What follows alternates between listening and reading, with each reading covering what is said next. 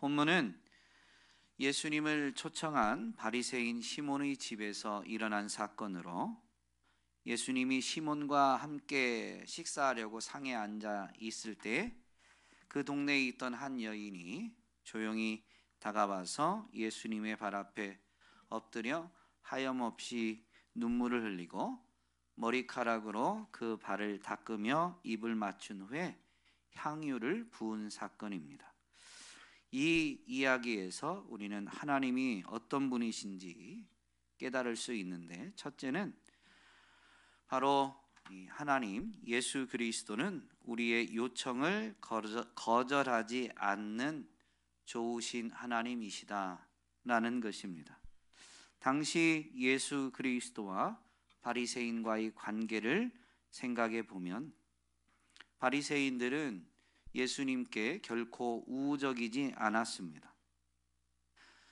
많은 사람들이 예수님을 따르자 예수님을 모함하고 예수님을 흠집내려고 시험하였습니다. 그러나 예수님의 지혜와 권위를 감당할 수 없게 되자 이제 예수님을 거짓 증인을 세워서 잡아 죽이려고 했고, 그들의 계획대로 예수님을 십자가에 못 박게 되었죠. 예수님은 그런 과정에서 공생의 가운데에서 하나님 나라를 가르치실 때 바리새인들을 향해서 외식하는 자들이라고 책망하시면서 외식하는 자들에게 화가 있다라는 것을 반복적으로 선포하셨습니다. 그러므로 예수님과 바리새인들과의 관계를 생각해 보면 오늘 사건은 참 의아하죠. 바리새인이 먼저 예수님을 초청한 것도 의아하고, 또 그 초청에 예수님이 응하시고 계신 것을 보아도 의아합니다. 우리는 이 부분에서 사람의 몸을 입고 우리 가운데 오신 하나님이신 예수 그리스도의 성품을 분명히 알 수가 있죠. 아무리 자기를 비난하고 시험하고 모욕하는 모함하는 대적자들이라도 그들이 요청에 예수님은 거절하지 않으시는 좋으신 하나님이시다라는 것을 분명히 알 수가 있습니다. 성경은 하나님이 사람의 자격을 따지지 않고 정말로 그 사람이 하나님을 간절히 찾기만 하면 만나 주신다라는 것을 우리에게 분명히 가르쳐 주시죠. 그러므로 오늘 우리는 이 바리새인의 요청에 응하신 예수님의 모습을 보면서 우리는 얼마나 예수님을 찾고 예수님을 우리의 마음 가운데 초청하고 있는지를 돌아볼 수 있어야 됩니다.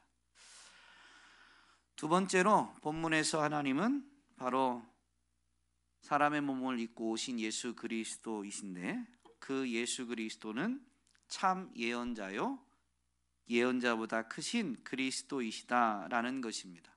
우리는 예수님과 그분의 이 직함인 이 그리스도다라는 것을 거의 동의어처럼 붙여서 호칭으로 사용하다 보니까 예수가 그리스도이시다라는 것에 대해서 그냥 뭐라고 해야 될까요? 자동적으로 인지하고 있지만 오늘 본문의 사건에서 보면 예수님을 초청한 시몬은 여인이 행하는 것을 보면서 속으로 이렇게 생각했다라고 39절에 분명히 기록하고 있죠. 이 사람이 예언자라면 자기를 만지는 저 여자가 누구이며 어떠한 여자인지 알았을 터인데 그 여자는 죄인인데 라고 속으로 혼자 중얼거렸다고 분명히 기록하고 있습니다. 이 부분을 잘 생각해 보면 바리새인 시몬이 예수님을 왜 자기 집에 초청했는지 유추해 볼 수가 있죠. 예수님이 예언자다라는 확신은 아니지만 예수님이 보인 모습을 보면 예언자일 수 있겠다라는 생각은 가지고 있었던 거죠. 그러니 그 예언자에게 선대를 하면, 그 예언자에게 선을 베풀면 자기에게 어떤 이득이 있지 않을까라는 마음이 있었던 것 같습니다. 본문에는 그런 설명은 없지만, 그래서 예수님을 초청했는데 어쩌면 예언자일 수 있다라고 생각했는데 자기 집에서 이 식사 자리에서 한 여인, 죄인인 여인이 다가와서 발 앞에 엎드리고 눈물을 흘리고 심지어 이제 발을 만지는 거죠. 거기다 입을 맞추고 또 향유까지 붓게 되는데 예수님이 거부하지 않고 잠잠히 계신 거예요. 정말로 예언자면 죄인이 와서 저렇게 만지는 것을 내버려 두지 않을 텐데 라는 의미이죠. 그러므로 혹시나 예언자일 수 있어서 초청했는데 식탁의 자리에서 보인 모습을 보니까 예언자가 아닌 것으로 생각되어진 것입니다. 근데 예수님은 그 시몬의 생각을 다 아시고 그에게 말씀하시죠. 너에게 할 말이 있다. 그러니까 시몬이 말씀하시라고 해서 비유를 말씀하십니다. 그리고 비유에 대한 결론으로 이제 이 여자, 바로 예수님의 발 앞에 엎드려 발을 씻기고 입을 맞춘 이 여인에게 분명히 말씀하시죠. 그러므로 내가 네게 말한다. 시몬에게 말하는 겁니다. 이 여자는 그 많은 죄를 용서받았다. 무슨 얘기냐면 이미 예수님은 이 여자가 죄인이라는 것을 알고 있었다라는 거죠. 그러면서 빚을 탕감해 준 비유를 통해서 그 여인의 행동은 많은 죄를 탕감받아서 그 받은 사랑과 은혜 때문에 이런 행동을 한 것이다라는 것을 비유로 설명하신 거예요.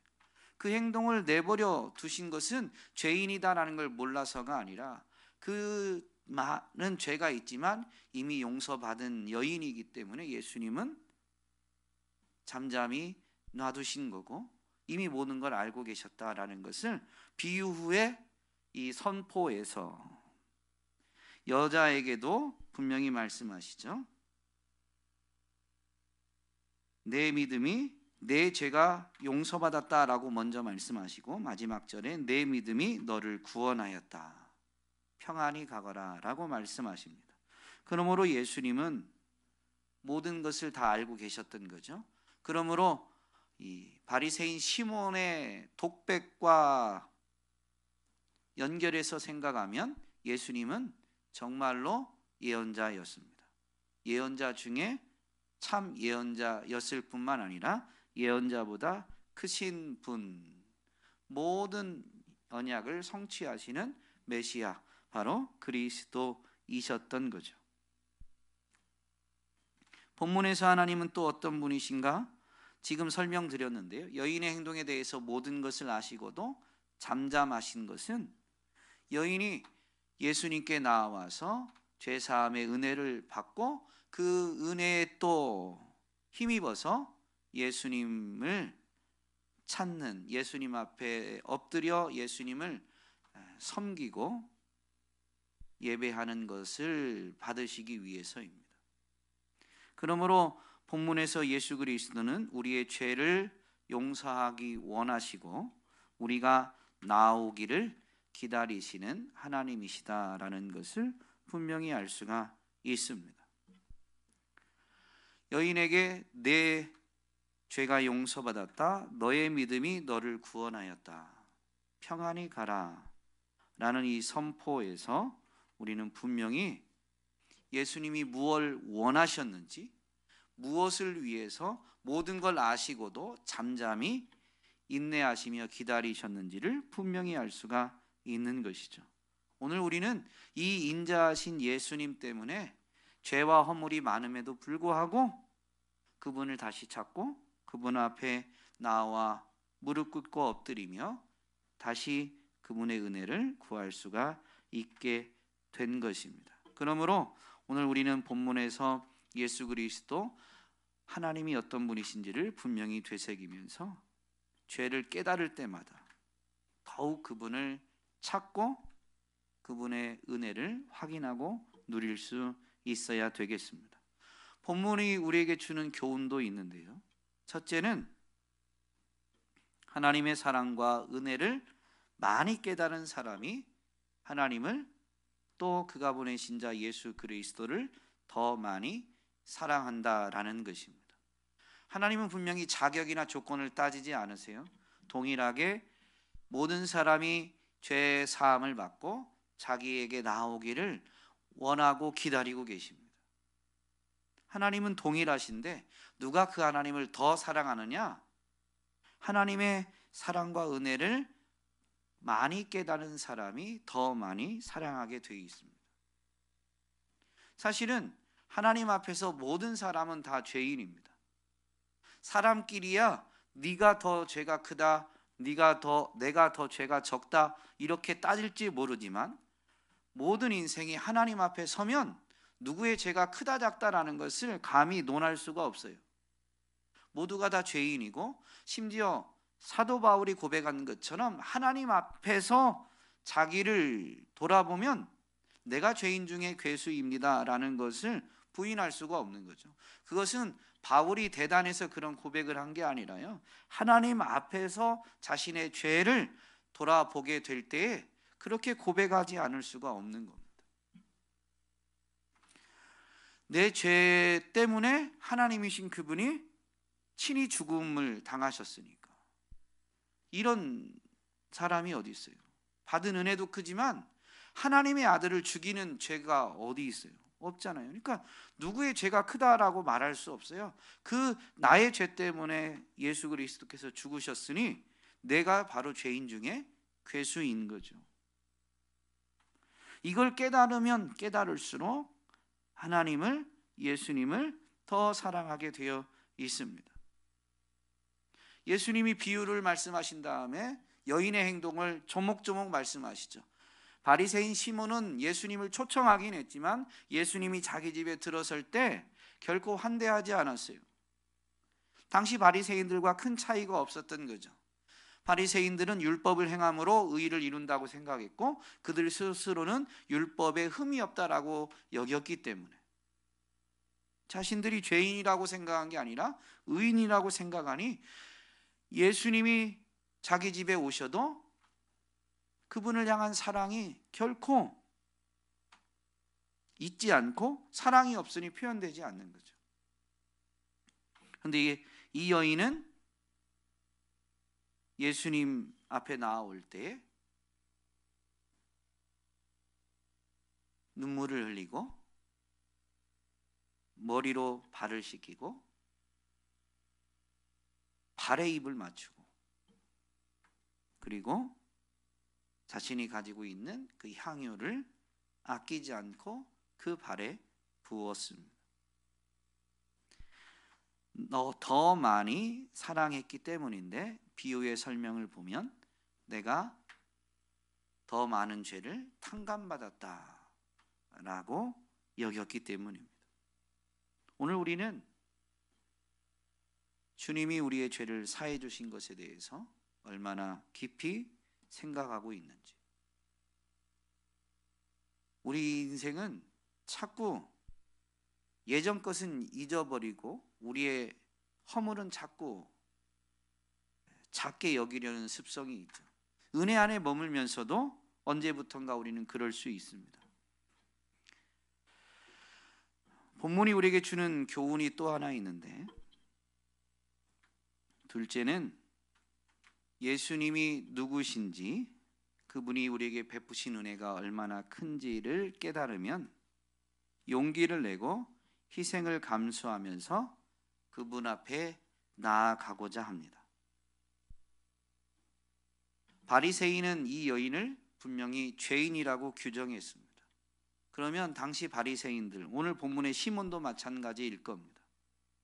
죄인을 환대해 줬을까요? 멸시하고 핍박했을까요? 멸시하고 핍박했습니다. 그런데 이 여인은 예수님이 지금 바리새인의 집에 있다라는 것을 알고 갑니다. 그냥 예수님이 동네에 오셨다라는 것을 듣고 간 게 아니에요.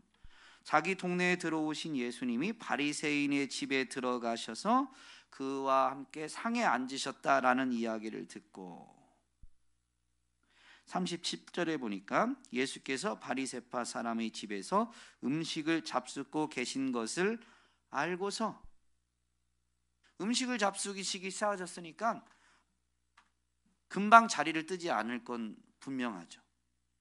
그래서 자기가 향유 옥합을 준비해 가지고 예수님을 찾아가도 자기가 예수님 앞에 나아가도 예수님이 그 전에 떠나시지 않을 걸 아는 거예요. 그러나 바리새인의 집에 계신 것도 알고 있어요.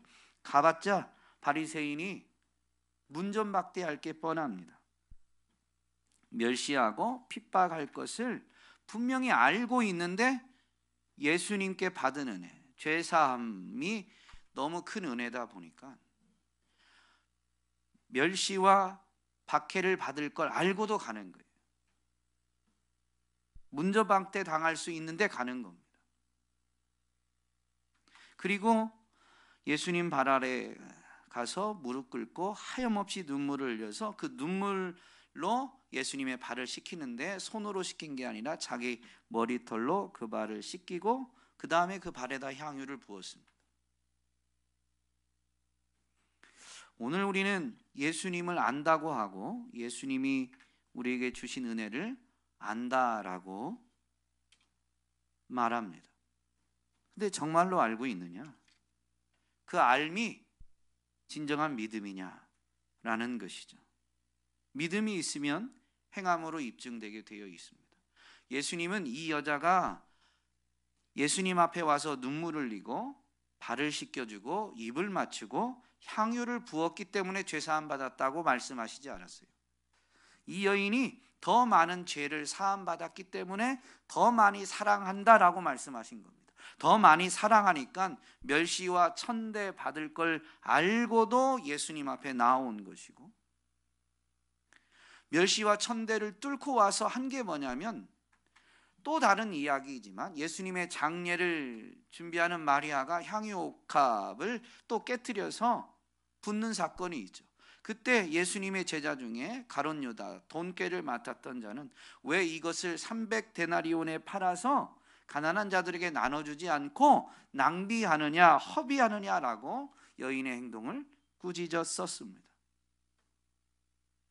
그러므로 향유를 그냥 발에 뿌리는 것은, 발에다 붓는 것은 누가 봐도 납득하기 어려운 낭비스러운 일인 겁니다. 그런데 이 여인은 자기가 받은 사랑과 은혜가 너무 크니까 낭비로 여기지 않는 거죠. 사랑이 크니까 사랑으로 말미암아 아끼지 않고 아까워하지 않고 이렇게 행하게 된 것입니다. 오늘 우리는 예수님을 알고 그래서 예수님을 사랑한다고 하는데 멸시와 천대를 무릅쓰고라도 예수님을 찾고자 하는가? 멸시와 천대를 받을 것이 뻔한 자리에서 예수 그리스도를 시인하고 심지어 그분을 증거하고 그분을 높이고 있는가? 비유의 말씀에 보면 받은 은혜가 적으면 적게 사랑한다. 받은 은혜가 많으면 많이 사랑한다 라고 분명히 말씀하시죠. 우리가 예수님의 사랑과 은혜를 받았다라고 말하고 있다면, 그런데 행동은 오늘 이 여인과 같은 희생을 감내하지 않고 멸시천대를 받을 걸 감수하지 않고 그냥 나의 안위와 나의 평안을 우선하면서 주님을 사랑하고 있다라고 말한다면 우리는 그건 거짓말은 분명히 아니겠지만 우리가 받은 은혜가 그렇게 크다라고 여기지 않기 때문에, 받은 은혜가 적으니까 적게 사랑함으로 말미암아 우리의 것을 희생하기를 아까워하고 있는 것일 수 있습니다. 분명히 사도 바울처럼 주님이 나의 죄 때문에 대신 죽으셨다라는 것을 인정한다면 내가 바로 예수님을 죽인 제1주범인 죄인 중에 우두머리인 거죠. 그런 나를 예수님이 생명을 내어주기까지 사랑해 주시고 나의 죄를 용서해 주셨다면 그것이 진정한 우리의 알미고 믿음이라면 오늘 우리의 사랑은 이 여인처럼 고백되고 표현되어질 겁니다.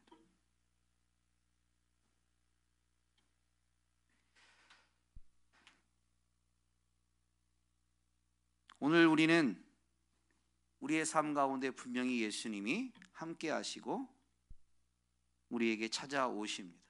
그런데 마태복음 25장에 있는 마지막 심판 자리에서의 비유를 보면 우리의 삶 가운데 찾아오시는 예수님은 왕의 모습이 아니라 작고 연약한 모습입니다. 굶주리고 목마른 모습일 때도 있고 헐벗은 모습일 때도 있습니다. 근데 그런 외형적인 모습 때문에 우리는 예수님을 못 알아보고 어쩌면 종교 지도자들처럼 세리와 죄인들의 친구라면서 무시하고 외면하고 있지 않은지를 분명히 점검할 수 있어야 됩니다.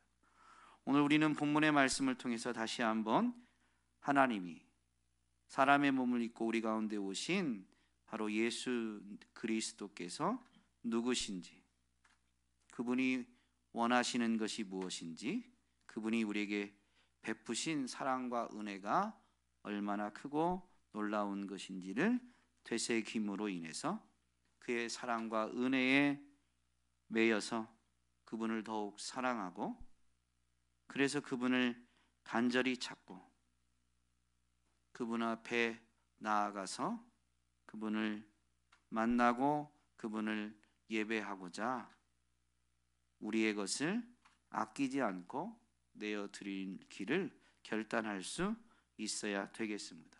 그러면 우리는 이 여인처럼 그분을 만나고 그분 안에 거하면서 너의 믿음이 너를 구원하였으니 평안히 가라. 정말로 삶의 자리에서 구원의 기쁨과 평안을 풍성히 누리면서 예수가 그리스도다, 우리의 유일한 구원자다라는 것은 삶과 입술로 증거하게 될 줄로 믿습니다. 그런 은혜가 있기를 간절히 소망합니다.